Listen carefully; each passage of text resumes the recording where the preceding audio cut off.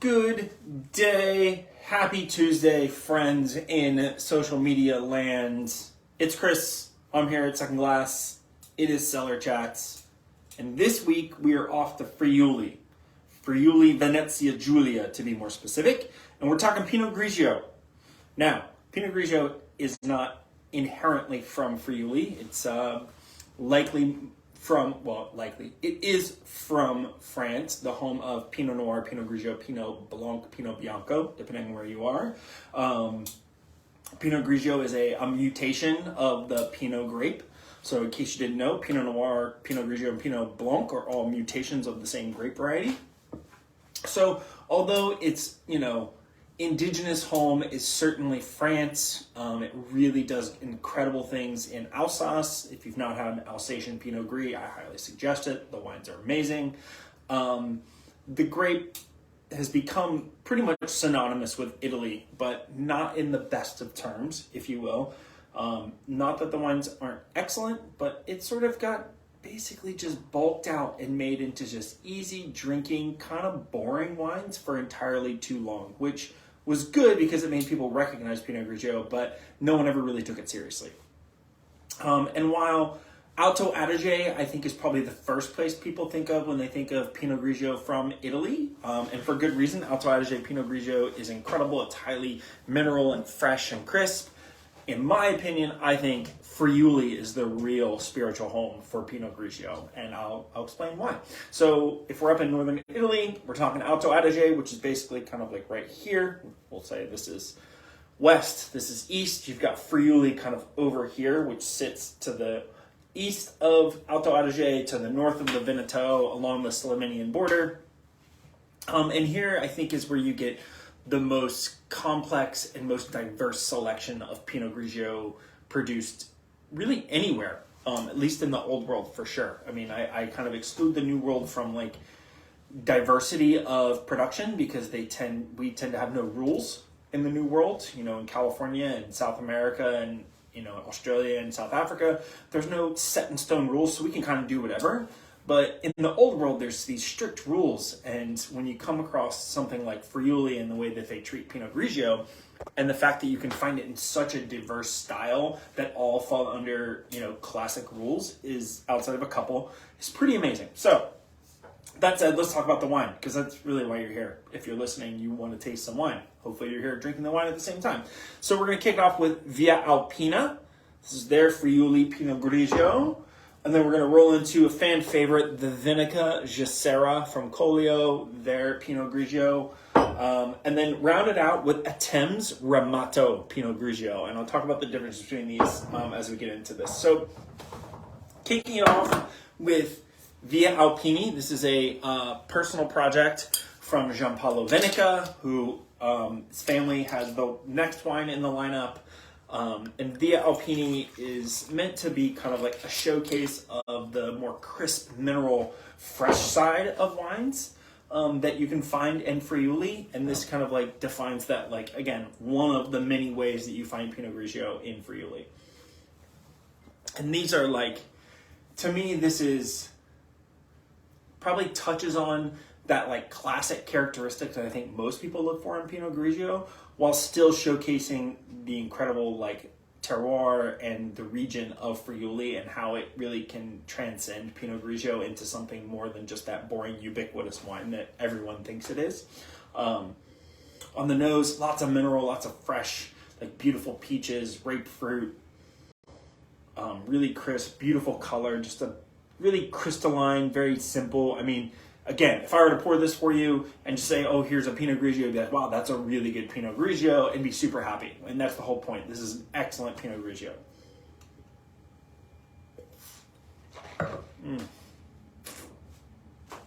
Wow, that's good. Again, lots of mineral, lots of fruit, really fresh, bright, easygoing, but there's definitely some complexity there if you're looking for it, which is really what Giampaolo is looking for in these wines. And this kind of showcases like what I'll call is that like everyday essential Pinot Grigio style, just bright, fresh, easygoing. It's simple in the terms that it's not like, thought-provoking and super wildly complex. but it's more complex than like your basic bargain barrel, like $4.99 Pinot Grigio. And a great start to this week's flight. All right, then we're going to move into Venica, so his family's property, which he also works at and works for. So these guys, longtime proponents of the Collio and Friuli. Family's been there for, I honestly don't know the time frame, but as long as basically just about anybody, and have been making really stunning wines from, you know, all of what I'll call the traditional grapes of the area. So what a lot of people don't realize is, you know, you get a lot of grapes up here that maybe seem like international grapes, but they have a really long history of here. You know, we're talking things like Merlot, even Cabernet Sauvignon, Pinot Grigio. These are grapes that have been in this area for basically as long as what I would consider, you know, these are not recent. These are hundreds of years long. You have to remember this is an area that was conquered by the French and by the Germans and the Austrians. Like, these things bounced around a lot. So throughout history, they've kind of like passed through on traditions. So this has as much history here as it does anywhere. So the Venica family, now what really kind of sets this apart from the Via Alpini or Alpina is there's a little bit of skin contact here on this wine. Not a lot, just a little. You can tell it's just slightly copper in color. And Pinot Grigio is one of those grapes, again, since it tends to have these kind of what they'll call gray, or they're really like pinkish, orangish hued skins. So if you leave them on the skins for a little bit, you're gonna get some of that color. But what you also get, more importantly, is the texture, complexity of flavor and aromas. The Jesera has been a go-to standard for me for years. It is one of those just absolutely stunning wines that really showcases how Pinot Grigio can be far more than just simple wine. And again, like the Via Alpini, it's a simple, fresh, crisp wine. That is not a negative thing. That's amazing. It's exactly what it's supposed to be. It's an everyday sipper. But the Jesera kind of shows where Pinot Grigio really starts to elevate itself and can showcase a lot of different profiles and be really delicious. And this is, again, one of the next step in the direction of like the complexity of Pinot Grigio found in Friuli. Again, there's that really pretty kind of slightly copper orange color. Oh, the nose on this, so much more intense, more floral. There's more fruit here, a little more high-toned citrus.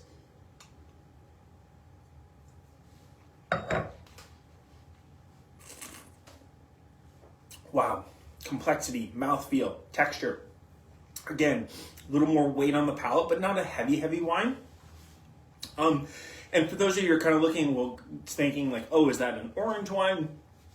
I would not classify this as an orange wine. It's definitely has some skin contact, but for me, what kind of defines orange wine in my, little like pocket of the world and what I think of as orange wine is that it doesn't really have a tannic structure to it. There's not an intense flavor or like grippiness of tannins, and that's really what sets orange wine apart from skin contact, at least in my books, because there really needs to be, what really makes an orange wine and what makes a skin contact white wine not an orange wine, and it really just comes down to tannic structure for me. It's not the color, it's whether the structure feels like an orange wine. And this definitely feels just like a more medium-bodied white wine that has just a slight hue of color to it, and it is exceptional. Wow, that is good. Again, that is the Venica and Venica Jesera Pinot Grigio. All right, moving into the last one. This is Attems. Also, again, we're staying in Friuli. And this is a really traditional style of Pinot Grigio found throughout the Friuli region, and really only named this in the Friuli region, and it's called Ramato, which refers to the coppery color. Now you might be thinking, I described the Jesera as having like a copper hue to it. I think that in some circles they might think of it as a Ramato, but I think the most important thing is that the Venica family does not label it as Ramato and does not list it as a Ramato Pinot Grigio. And you can definitely see when I get this in the glass, this has a lot more pinkish hue to it. Like, it's much more deep in color, and I've seen them even darker than this labeled Ramato. It borderlines almost like looking like a rosé, But again, so you just got a little more pink hue to it. Again, this is not a rosé, and the reason being is that it is a wine that is made from white grapes, not from red grapes. So in order to be a rosé, it is a red wine that is either pressed off the skins early, so that it's basically has very little color, or it's red wine that's blended with white wine to make a rosé. You don't really see that all too often outside of like sparkling wines. Oh wow! So again, Attems. This is their Ramato, so classic style, and this is sort of like one step before orange wine. So you've got the Venica, which is kind of like leaning towards Ramato, but they don't label it such, so I'm not going to put it in that category. And then we're moving into Ramato, which is basically almost orange wine, but it retains the freshness, the floral, and it does not have that tannic structure of an orange wine. So the next step, if we were to have 4, or we were to really run the full gambit of Pinot Grigio styles found throughout Friuli, and this is historically found throughout Friuli, would be like an orange wine. But orange wines, as far as I know, don't receive DOC status. I could be wrong. I may have to double check that. So although it's long tradition, long history of being made there, and they've really become, just as typical styles of Pinot Grigio being found throughout Friuli as any other in the last 10 to 15 years. I don't believe, again, I could be corrected, that it is recognized by the governing body. So I didn't think it was necessary to include it in this conversation, outside of just me talking about it. So on the nose, this is a little more mineral. There's a little more heft to this wine.